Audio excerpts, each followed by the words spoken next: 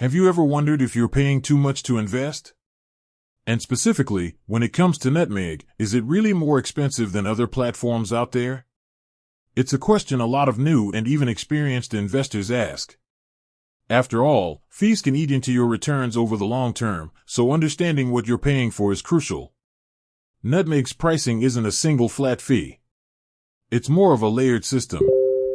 You have the main management fee, which depends on the type of portfolio you choose. Their fully managed portfolios have a higher fee, starting at 0.75% for investments up to £100,000 and then dropping for larger sums. Then there's their fixed allocation option, which is less actively managed and therefore has a lower fee. On top of that, you have underlying fund charges and something called the market spread. So, when you're looking at the total cost, you need to factor in all three.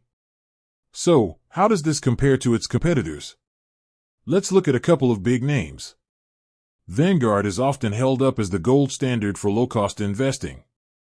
Their platform fee is a flat 0.15% per year, which is significantly lower than Nutmeg's headline rates. However, there's a key difference. Vanguard is a do-it-yourself platform.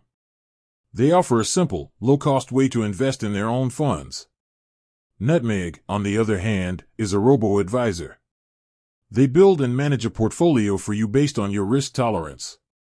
You're paying for that convenience and automated expertise. If you're an investor who wants a hands-off approach and doesn't want to choose your own funds, Nutmeg's service might justify the higher cost. What about a platform like eToro? eToro has a very different model.